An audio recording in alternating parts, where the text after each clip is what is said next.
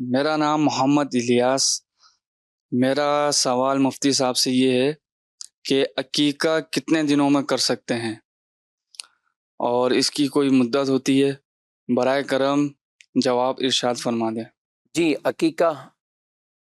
جو ہے وہ 7ویں دن کرنا سنت مستحبہ ہے، تو 7ویں دن جو ہے وہ عقیقہ کیا جائے۔ اگر کوئی 7ویں دن نہ کر سکے تو بعد میں بھی کر سکتے ہیں۔ بہتر یہ ہے کہ 7،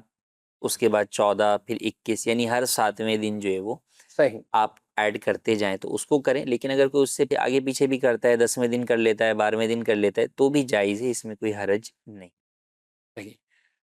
زندگی میں کبھی بھی کر لیں۔ جی، زندگی میں کبھی بھی جو ہے وہ کیا جا سکتا ہے، جب تک جس کا عقیقہ کر رہے ہیں وہ زندہ ہے۔ ٹھیک، انتقال کے بعد پھر عقیقہ نہیں ہوگا، کیونکہ عقیقہ جو ہے وہ شکرانے نعمت ہے،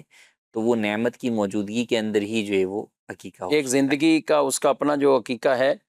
یعنی اپنی زندگی کا ایک جی شکرانے نعمت، یعنی جب پیدا ہوا تو والدین وہ ادا کرتے ہیں، اب اگر خود بھی بڑا ہو چکا ہے خود جی، اپنا خود کر، بھی جو ہے وہ کر سکتا ہے، اس میں کوئی حرج نہیں۔ ٹھیک، اپنی بیوی کا بھی، گھر میں بیوی بڑے شوہر کا بھی جو ہے، شوہر جو ہے وہ بیوی کا بھی کر سکتا ہے، بڑی عمر میں بھی آگے، بڑی عمر میں۔ بلکہ روایات میں بھی کہ نبی کریم صلی اللہ علیہ وسلم نے اپنا عقیقہ خود اعلان نبوت کے بعد فرمایا۔ یعنی اس زمانے میں جو آپ کے دادا تھے، جب آپ کی ولادت مبارکہ ہوئی تو اس وقت آپ صلی اللہ علیہ وسلم کے والد گرامی حضرت عبداللہ رضی اللہ تعالیٰ عنہ پہلے سے ہی پردہ فرما گئے تھے، وصال فرما گئے تھے، تو دادا جان حضرت عبد المطلب رضی اللہ تعالیٰ عنہ ان کی آپ پرورش میں آئے تھے، اور شروع کے سال آپ ان کے پاس ہی رہے۔ آپ دائی حلیمہ رضی اللہ تعالیٰ عنہ کے پاس جو گئے، پھر واپسی تو آپ اپنے دادا کے پاس، والدہ محترمہ بھی کا بھی وصال ہو گیا، تو آپ اپنے دادا کے پاس ہی یہ عرصہ آپ رہتے تھے۔ تو اس وقت جو انہوں نے اپنے انداز سے، جو اس وقت تھا کوئی خوشی کے انداز جس طرح بھی، لیکن نبی پاک علیہ السلام نے باقاعدہ اپنا عقیقہ اعلان نبوت کے بعد فرمایا، اور پھر ظاہر ہے دین اسلام کے احکامات تو اب ہیں، اور اس میں عمر چاہے جتنی بھی ہو جائے، ہیں زندہ تو ان کا عقیقہ بہرحال کیا جا سکتا ہے۔ عقیقے کا گوشت کچھ میلاد کرا کے یا ایسا کر کے یوں بھی ہو سکتا ہے؟ جی ہاں، عقیقے کا گوشت کا مستحب طریقہ تو یہی ہے کہ اس کے 3 حصے کیے جائیں، صحیح، ایک حصہ اپنے اہل و عیال کے لیے، ایک جو ہے وہ فقراء کے لیے، اور ایک رشتہ داروں کے لیے۔ تو اب یہی گوشت جو ہے وہ چاہے کچا تقسیم کر دیا جائے، چاہے جو ہے وہ پکا کر تقسیم کر دیا جائے، یا اسی گوشت کا سالن یا کوئی بھی کھانا بنا کر جو ہے وہ آپ میلاد میں تقسیم کر دیں، یا اس کھانے پر میلاد کی یا کوئی اور فاتحہ 11ویں شریف کی دلا دیں، تو یہ بھی جائز ہے، اس میں کوئی حرج نہیں۔ اچھا، ایک عقیقے کی دعوت میں گیا تو وہاں چکن بنا ہوا تھا، عقیقے کی دعوت تھی تو یعنی چکن قورمہ تھا یا چکن بریانی تھی، اس طرح کوئی چیز تھی، تو ساتھ میٹھا چاول جو بھی تھا،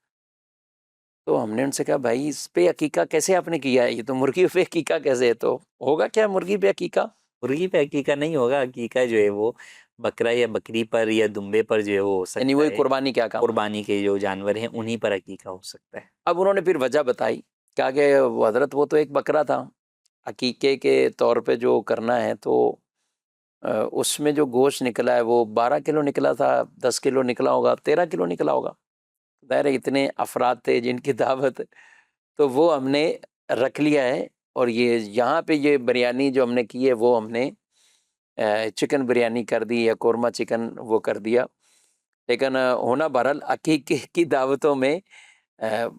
بکرے بکری یا آپ بڑے جانور میں رہتے ہیں۔ اچھا، بڑے جانور میں ظاہر ہے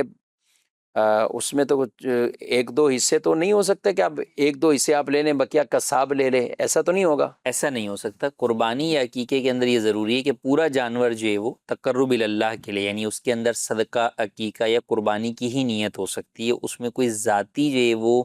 نیت اپنے مالی فائدے کی نہیں ہو سکتی۔ تو لہٰذا بڑے جانور کے اندر آپ کو 7 حصے ہی جو ہے وہ قربانی یا عقیقے یا صدقے کے ہی کرنے ہوں گے۔ یہ نہیں ہو سکتا کہ آپ قصاب کو بولیں کہ بھئی یہ جانور جو تمہارے پاس کھڑا ہوا ہے اس میں سے 2 حصے مجھے عقیقے کے دے دو اور بقیہ تم گوشت بیچ دینا، یہ جائز نہیں۔ عقیقے کا جانور پورا ہی لے کر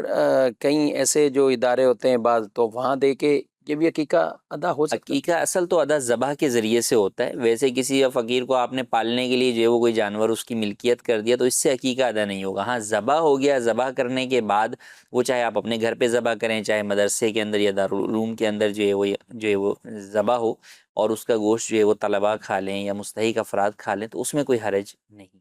ٹھیک، یعنی کسی کو بھی کھلا سکتے ہیں، اس میں کوئی خاص پابندی نہیں ہوتی کہ اس کے حقدار کون ہیں؟ نہیں، بہتر 3 حصے کرنا ہے، لیکن آپ سارا بھی جو ہے وہ گھر بھی رکھ سکتے ہیں، سارا آپ تقسیم بھی کر سکتے ہیں، سارا رشتہ داروں کو بھی کھلا سکتے ہیں اور سارا جو ہے وہ فقراء میں بھی دے سکتے ہیں. دعوت اسلامی کے ذریعے بھی آپ اگر اس طرح عقیقہ کروانا چاہیں تو بالکل یہاں بھی طریقہ کار موجود ہے.